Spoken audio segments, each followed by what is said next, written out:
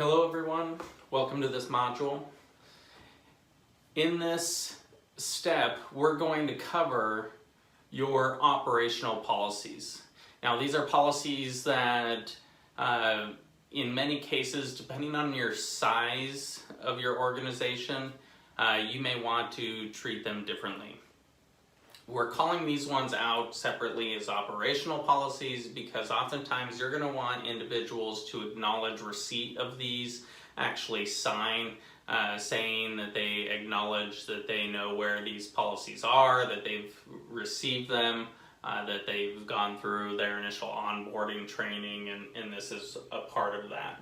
Okay, so we're pulling these out, and depending on the size of your organization, why I brought that up is because oftentimes you could even incorporate these into your employee handbook, where they're signing receipt on that initial training that they received, that handbook, and all of this is a part of that.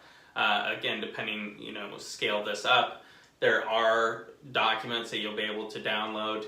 And so just take those templates and walk through them.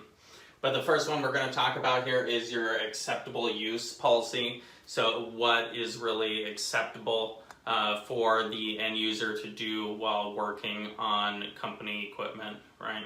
And so you're just laying out those standards and guidelines for them up front so they know what they are as they are being onboarded.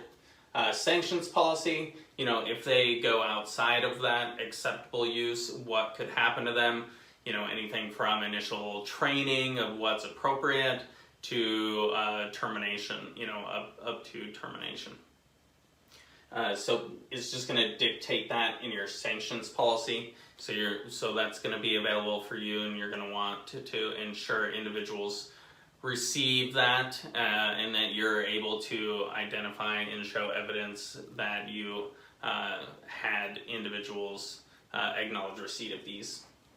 Teleworking, so this may not be applicable to the entire organization, but you may have certain individuals that are allowed to telework.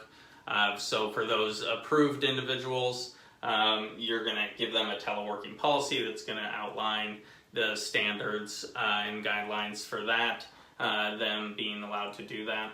And so you're going to need them to sign and acknowledge that for those where it applies for those individuals in your organization. So all of these policies are going to be available for you to download. You can customize them, make them, reword them, whatever you want to do there. Slap your logo on them and put them to work, whatever works there.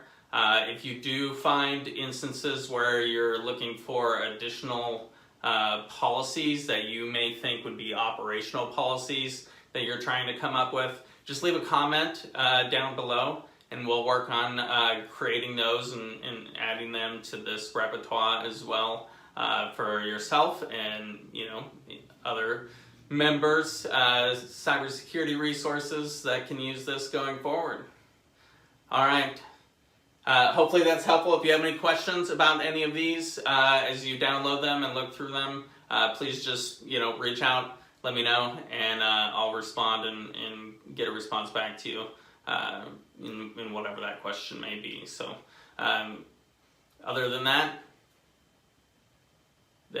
go ahead and download them and get them to work, and we'll see you on the next module.